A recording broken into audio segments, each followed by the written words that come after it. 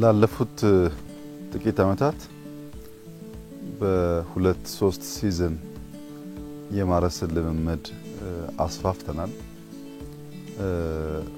በተለይ በጋ የማረስ ባህል እየሰፋ መጥቷል። እየተገኘ ያለው ምርትም በጣም ከፍተኛ ነው።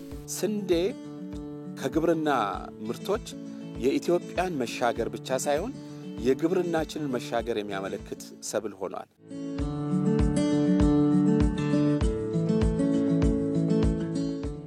ስንዴ መንግስት ይህንን ስትራቴጂ በማምጣቱ በጣም ደስ ብሎናል።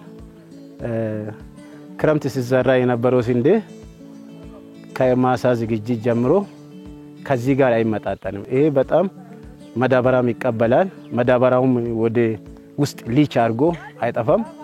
በትንሽ መዳበራ በትንሽ ውሃ ብዙ ማልማት እንደሚቻልና በአመት 2 እስከ 3 ማስራት እንደሚቻል መንግስት ባመጣው ስትራቴጂ ሲናየው በጣም አዋጭ መሆኑን ነው። ለመጀመሪያ ጊዜ ስንዴ እዚህ ይበቅላል ወይስ አይበቅልም? ምርታማነቱስ ምን ያህል ነው በሚል ስጋት አድሮብን ነበር። አርሶ አደሩ ይሄ ስጋት ነበረበት። የስንዴ እርሻ ልማትን በተመለከተ ከጎሳ መሪዎች፣ ከወጣቶች፣ ከሀገር ሽማግሌዎችና ከመንግስት ጋር ውይይት አድርገን ወደ ተግባር ገባን። ለስኬታማነቱ ለፍተናል። አሁን ውጤቱን እያየን ነው። ማምረት እንደምንችል በተግባር አይተናል። ይሄ ለሌሎችም ትምህርት የሚሆን ነው።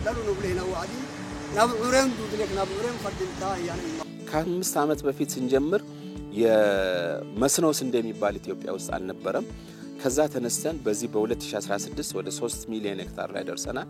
የሁለቱ የመኸርና የመስኖ አንድ ላይ ሲደመር ኢትዮጵያ ለመጀመሪያ ጊዜ የራሷን የስንዴ ፍላጎት በአገር ውስጥ በማሳካት የታሪክ ጥፋትና ሽግግር አድርጋለች።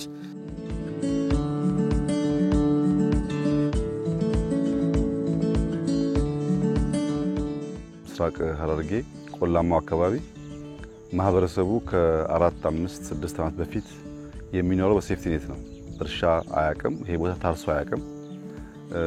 እንደ በረሃ የሚወሰድ ቦታ ነው። አሁን መለስተኛ ግድቦች እየገደብን በካናል በበጋ ስንዴ የጀመርነውን ስራ ከጀመርን በኋላ በዚህ አካባቢ ወደ 1000 ሄክታር ገደማ ታርሷል። አሁን በበጋ በዚህ ጊዜ አፋር ላይ በዚህ ሙቀት ስንዴ ማምረት እንግዲህ የሚታሰብ ታሪክ አልነበረም። ስንዴ አዲስ ታሪክ ነው።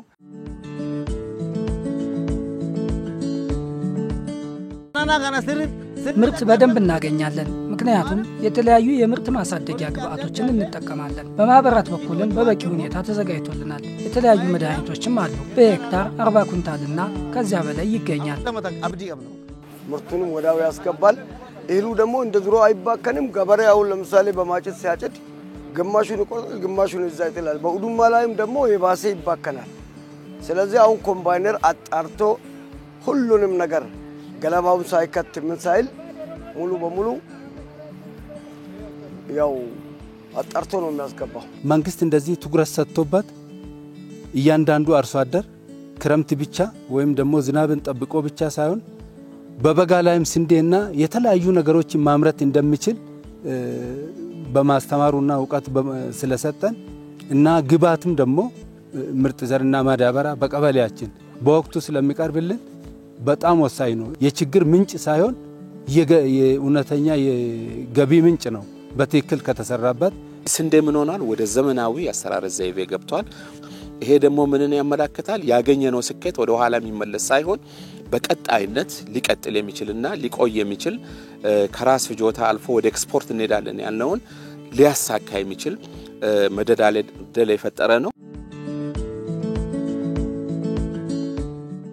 የስንዴ ዓለም አቀፍ አማካይ 36 ኩንታል ፐር ሄክታር ነው። ኢትዮጵያ ያን ላይ ደርሳለች። ኢትዮጵያ በአፍሪካ ላይ ትልቅ የስንዴ አምራች ሀገር ሆናለች።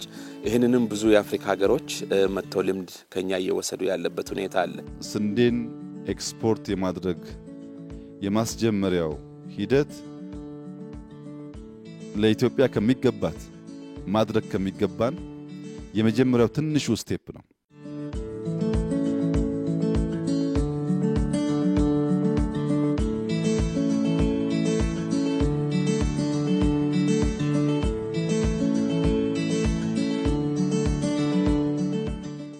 በዚህ ዓመት ኢትዮጵያ ከ7.7 ሚሊዮን ሄክታር ያላነሰ በስንዴ ሰብል የሸፈነች ሲሆን ከዚህም ከ300 ሚሊዮን ኩንታል ያላነሰ ምርት ይጠበቃል። ዛሬ ኢትዮጵያ በአፍሪካ ከፍተኛው ስንዴ አምራች ሀገር አድርጓታል።